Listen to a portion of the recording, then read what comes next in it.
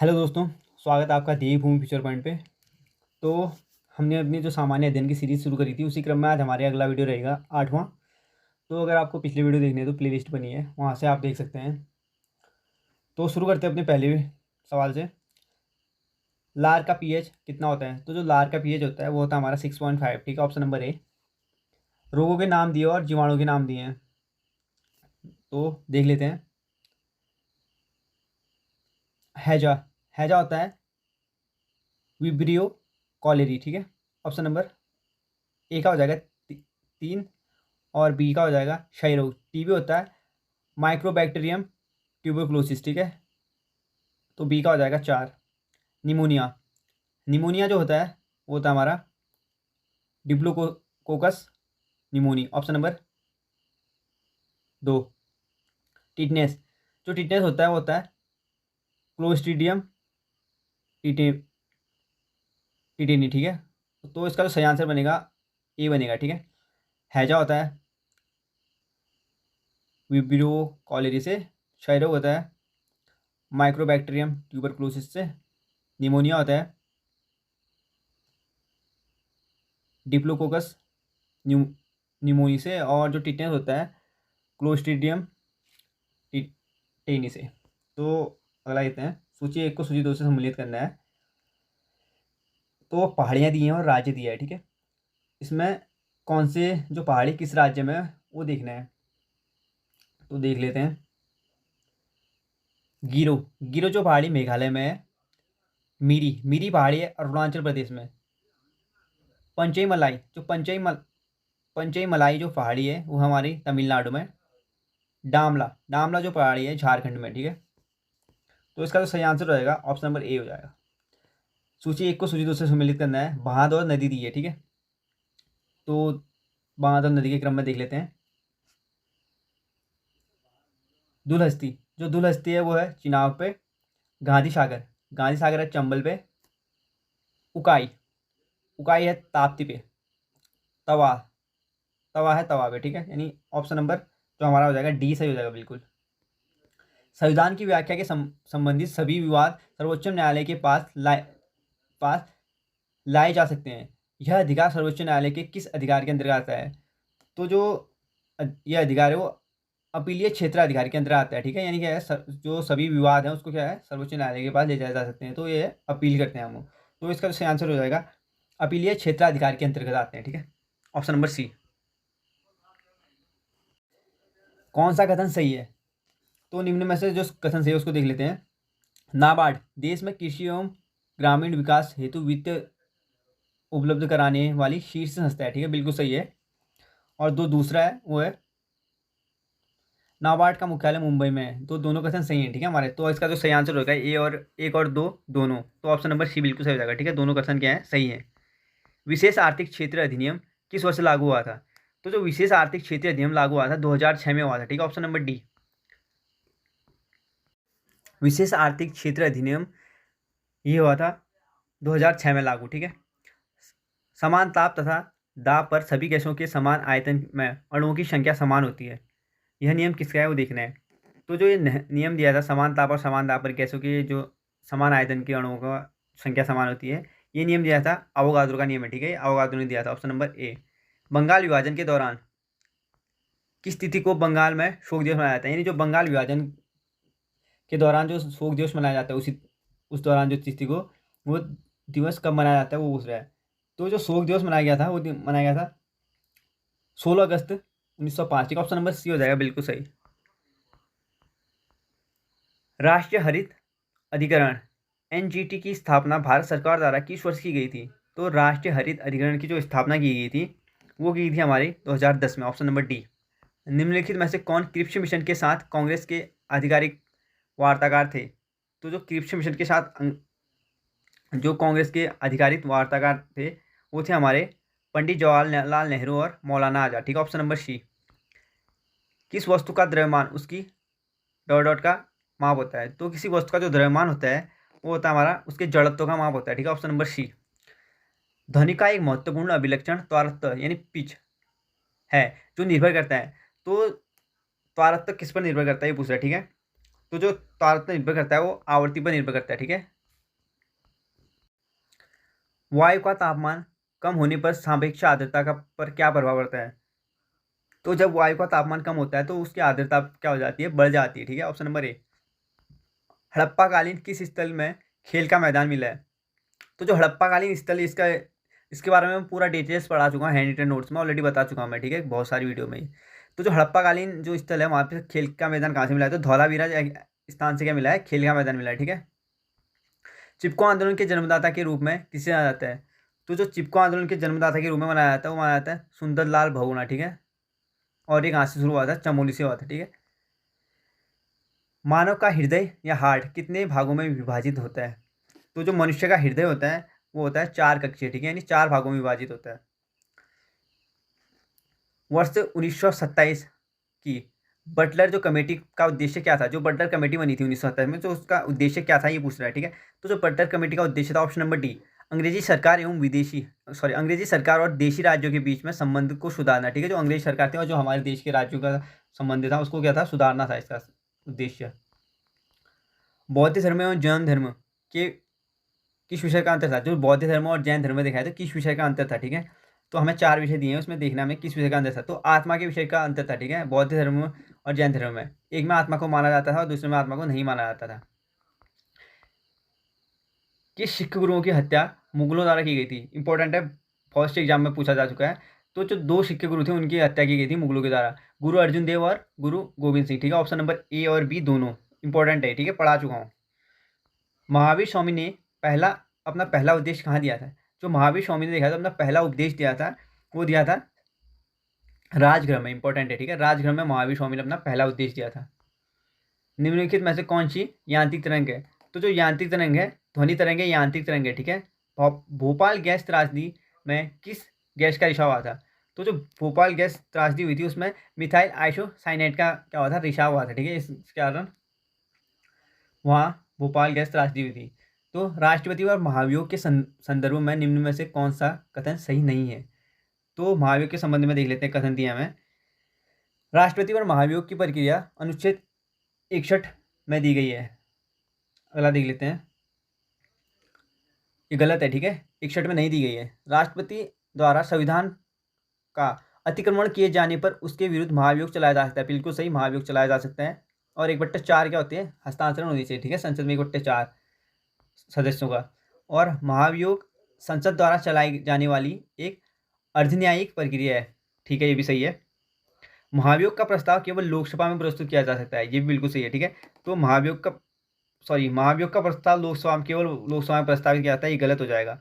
तो हमारे जो ऑप्शन नंबर ए है महाभियोग की प्रक्रिया 1961 में, बिल्कुल सही है। महाभियोग अतिक्रमण किया जाता है तो महाभियोग लगाया जाता है, बिल्कुल सही है। और अर्धन्यायिक प्रक्रिया बिल्कुल सही है, ठीक है। और जो गलत हो जाएगा, केवल लोकसभा में प्रस्तुत किया जाता है, ये क्या गलत है। जहाँ आप ये इस बात का ध्यान रखिए, जहाँ पे केवल ये शब्द आते हैं तो वहाँ पे 90% चांसेस होते हैं कि ये उस सवाल का आंसर नहीं बनेगा करके, ठीक है। तो ऑप्शन नंबर जो डी हो गया वो हमारा गलत हो गया। अगला देख लेते हैं, किस राज्य की विधानसभा में अधिक से अधिक कुल कितने सदस्य हैं? जो किस राज्य की विधानसभा है उसमें अधिक से अधिक कितने सदस्य हो सकते हैं ये पूछ रहा है। तो अधिक से अधिक इसमें सदस्य होते हैं 500, ठीक है, ऑप्शन नंबर सी। 20 सूत्रीय आर्थिक कार्यक्रम किस वर्ष प्रारंभ किया गया था? तो जो 20 सूत्रीय आर्थिक कार्यक्रम था वो 1975 को प्रारंभ किया गया है, ठीक है, ऑप्शन नंबर सी। निम्न में से कौन से मूल अधिकार भारतीय नागरिकों के साथ साथ विदेशियों को भी प्राप्त है? यानी कुछ अधिकार होते हैं ना जो भारतीयों के साथ साथ विदेशियों को दोनों को प्राप्त हैं, तो वो हो जाएंगे हमारे विधि के समक्ष समानता और विधि का समान संरक्षण, सही है बिल्कुल। आरोपों के लिए 2 सिद्धि के संबंध में संरक्षण, बिल्कुल सही है। प्राण एवं दैहिक स्वतंत्रता का संरक्षण, बिल्कुल सही, ठीक है। ऑप्शन सी तो कई बार बन चुका है कि प्राण एवं दैहिक स्वतंत्रता ये क्या है, दोनों को मिलती है, ठीक है। तो इनमें से क्या हो गए? सभी हो गए, ठीक है, सभी के हैं, भारतीय और गैर भारतीय यानी विदेशियों दोनों को है। बैलगाड़ी किस चित्रकार की कृति है? तो जो बैलगाड़ी देखा जाए तो option number D, Abul Hasan की क्या है? चित्रकार की कृति है, ठीक है, ऑप्शन नंबर डी। भारत में मिश्रित अर्थव्यवस्था का अर्थ है, यानी जो भारत की जो अर्थव्यवस्था है वो मिश्रित अर्थव्यवस्था है, ठीक है, इकोनॉमी का सवाल है ये। तो इसमें क्या होता है? सार्वजनिक क्षेत्र और निजी क्षेत्र क्या होता है? दोनों दोनों होते हैं, ठीक है, दोनों का क्या होता है? समान इकोनॉमी क्या होता है? समान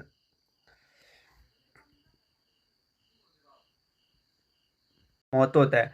तो इसका ऑप्शन नंबर ए बिल्कुल सही हो जाएगा। राष्ट्रीय अर्थव्यवस्था में सार्वजनिक क्षेत्र और साथ साथ निजी क्षेत्र का विद्यमान होना, ऑप्शन नंबर ए।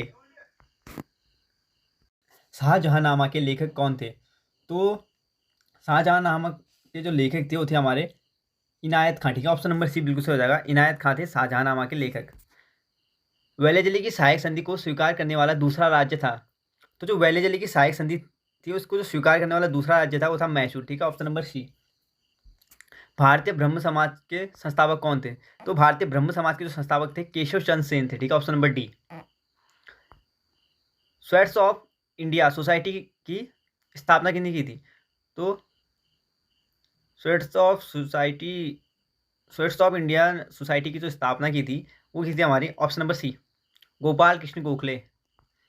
कांग्रेस के किस अधिवेशन में भारत छोड़ो आंदोलन का प्रस्ताव किया गया था? इंपॉर्टेंट है, ठीक है, भारत छोड़ो आंदोलन का प्रस्ताव पारित जो किया गया था वो था कांग्रेस के वर्धा अधिवेशन में, ठीक है, ऑप्शन नंबर सी। शुष्क सेल में किसका प्रयोग किया जाता है? तो जो शुष्क सेल है उसमें option number D, ammonium chloride का प्रयोग किया जाता है, ठीक है। टाका निम्न में से किसका मिश्र धातु है? तो जो टाका है वो देखा जाए तो ऑप्शन नंबर ए, टीन और शीशे का क्या है, मिश्र धातु है। महात्मा गांधी के असहयोग आंदोलन के प्रस्ताव का विरोध किसने किया था? तो जो महात्मा गांधी का असहयोग आंदोलन था उसका जो प्रस्ताव का जो विरोध किया था ऑप्शन नंबर डी, ठीक है, यानी एनी बेसेंट, मोहम्मद अली जिन्ना और विपिन चंद्र पाल, तीनों ने किया था, ठीक है। विटामिन यानी किस विटामिन को हार्मोन माना जाता है? ठीक है, जो विटामिन है उसको हार्मोन माना जाता है। तो जो हार्मोन्स वाला विटामिन होता है वो हमारा विटामिन डी। कोबाल्ट 60 आमतौर पर विकिरण चिकित्सा में प्रयुक्त होता है क्योंकि यह उत्सर्जित करता है। तो जो कोबाल्ट 60 है वो क्या उत्सर्जित करता है ये पूछता है, तो ये उत्सर्जित करता है गामा किरण, ठीक है। निम्न में से क्रोएशिया की राजधानी है, जो क्रोएशिया है उसकी जो राजधानी है option number A, Zagreb. Neeraj Chopra का संबंध किस खेल से है? तो जो नीरज चोपड़ा थे इनका संबंध है भाला फेंक, ठीक है, ऑप्शन नंबर बी, और स्वर्ण पदक जीते थे। जल प्रदूषण निवारण एवं नियंत्रण अधिनियम कब पारित किया गया? तो जो जल प्रदूषण निवारण एवं नियंत्रण अधिनियम था वो था हमारा 1974, ऑप्शन नंबर बी। सुबनसिरी एवं धनसिरी नदियां किस राज्य में प्रवाहित होती हैं? जो सुबनसिरी और धनसिरी जो नदियां हैं वो होती हैं हमारे ऑप्शन नंबर ए, असम में प्रवाहित होती हैं, ठीक है। असम कितने राज्यों एवं कितने देशों के साथ सीमा साझा करता है? तो जो असम है वो हमारे 7 राज्यों और 2 देशों के साथ क्या करता है, सीमा साझा करता है, ठीक है। भारत के राज्यों में क्षेत्रफल की दृष्टि से बिहार का स्थान है। तो जो क्षेत्रफल की दृष्टि से जो बिहार का स्थान है भारत के राज्यों में वो है 12वां, ऑप्शन नंबर सी। भारत की जलवायु कोपेन वर्गीकरण के अनुसार किस प्रकार की जलवायु का प्रतिनिधित्व करती है? तो जो भारत की जलवायु है कोपेन वर्गीकरण के अनुसार मानसून गर्म ग्रीष्म के साथ क्या करती है, उसका प्रतिनिधित्व करती है, ठीक है। ऑप्शन नंबर हो जाएगा इसका ऑप्शन नंबर डी। अरल सागर में किन 2 देशों की सीमा पर अवस्थित है? तो इसका जो सही आंसर हो जाएगा ऑप्शन नंबर डी, उज्बेकिस्तान एवं कजारिस्तान, ठीक है, ऑप्शन नंबर डी बिल्कुल सही हो जाएगा इसका ऑप्शन नंबर डी।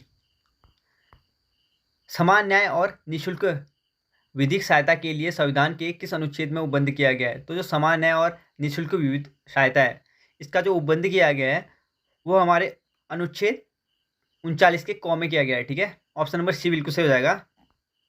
अनुच्छेद 21A निम्नलिखित में से किस संविधान संशोधन द्वारा जोड़ा गया था? तो जो हमारे अनुच्छेद हैं उसके अगर आगे लगा रहता है A B C D ऐसे लगे रहते हैं तो इसका मतलब है कि क्या है, संविधान संशोधन करके जोड़ा गया है, ठीक है। तो अनुच्छेद जो 21 है उसमें ए है वो जोड़ा गया हमारे 86वें संविधान संशोधन के द्वारा, ठीक है। निम्नलिखित में से कौन सा युग्म सुमेलित नहीं है? तो एक साइड हमें संस्था दी है और दूसरी साइड हमें क्या दिया गया है, स्थापना वर्ष दिया गया है, ठीक है। तो केंद्र अन्वेषण जो ब्यूरो है, केंद्रीय अन्वेषण ब्यूरो 1963 बिल्कुल सही है। केंद्रीय सतर्कता आयोग 1964 बिल्कुल सही है। प्रवर्तन निदेशालय 1956 बिल्कुल सही है, ठीक है। भ्रष्टाचार विरोधी कानून ये 1985, ये गलत है, ठीक है। तो ठीक है गाइस, हमारे 50 जो MCQ सीरीज कंप्लीट हो गए हैं। तो एक टॉपिक क्लियर कर लेते हैं, अगला हमारा टॉपिक निकालता हूँ। तो जो हमारा टॉपिक रहेगा कुषाण वंश से संबंधित रहेगा, ठीक है। तो शुरू करते हैं। कुषाण वंश के जो संस्थापक थे वो थे कुजुल कटफिसेस। जो कुजुल कटफिसेस थे वो थे कुषाण वंश के संस्थापक। कुषाण वंश का सबसे प्रतापी जो राजा था वो था कनिष्क, ठीक है। इसकी जो प्रारंभिक जो राजधानी थी पुरुषपुर था। पुरुषपुर एवं जो द्वितीय राजधानी थी मथुरा थी, ठीक है। इसने 78 ईस्वी में शक संवत की शुरुआत की थी। तो शक संवत की शुरुआत किस वंश द्वारा की गई थी? तो कुषाण वंश के द्वारा की गई थी, ठीक है। जिसका प्रयोग वर्तमान में भारत सरकार द्वारा किया जाता है। तो हम क्या करते हैं, शक संवत का क्या करते हैं, प्रयोग करते हैं, ठीक है। और जो नेपाल देश है उसमें क्या होता है, विक्रम संवत प्रयोग किया जाता है। इसके दरबार में आयुर्वेद के विद्वान चरक रहते थे, ठीक है। और चरक रहते थे किसके दरबार में? कुषाण के दरबार में, ठीक है। आगे आगे देख लेते हैं, कुषाण के कनिष्कीय दरबार में। और बुद्धि चरित्र की रचना दिखाए तो अश्वघोष ने की थी। और जो कनिष्कीय दरबार में रहते थे, बुद्धि चरित्र जो लिखा था किसने लिखा था? अश्वघोष ने, ठीक है। गांधार शैली एवं मथुरा शैली का सर्वाधिक जो विकास हुआ था कनिष्क के शासनकाल में हुआ है। आगे देखते हैं, प्रसिद्ध रेशम मार्ग। जो प्रसिद्ध रेशम मार्ग का जो प्रारंभ हुआ था वो भी क्या किया था? कनिष्क के शासनकाल में हुआ था, ठीक है। अगला देखते हैं, कुषाण वंश के समय ही सर्वप्रथम बुद्ध की जो खड़ी प्रतिमा का निर्माण किया गया था। बहुत इंपॉर्टेंट है, बुद्ध की खड़ी प्रतिमा का निर्माण कब किया गया था? तो कुषाण के टाइम पे किया गया था, ठीक है। जो मैं आपको टॉपिक करा रहा हूँ इससे आगे जो एमसीक्यू आते रहेंगे, ठीक है, इनके रिलेटेड करते हुए, तो टॉपिक क्लियर करते हुए चलिएगा आप। तो कुषाण काल में सर्वाधिक जो विकास हुआ था वास्तुकला के क्षेत्र में हुआ था, ठीक है। कुषाण काल में सर्वाधिक जो विकास हुआ था वास्तुकला के क्षेत्र में किया गया था। तो ठीक है गाइस, हमारे 50 एमसीक्यू और एक टॉपिक क्लियर कर चुका हूँ मैं। तो मिलते हैं हम अपनी अगली वीडियो में जो जल्दी अपलोड किया जाएगा, ठीक है। तो वीडियो पसंद आए तो लाइक कीजिए, कमेंट कीजिए और चैनल को सब्सक्राइब कीजिए। और अगर आपको इनको एमसीक्यू लगाने में प्रॉब्लम हो रही है तो आप एक बार मेरे जो डिटेल्स नोट्स हैं उसको फटाफट से एक बार रिवाइज करके या उसके नोट्स बना के आप ये एमसीक्यू सॉल्व कर सकते हैं, ठीक है। तो ठीक है गाइस, थैंक यू।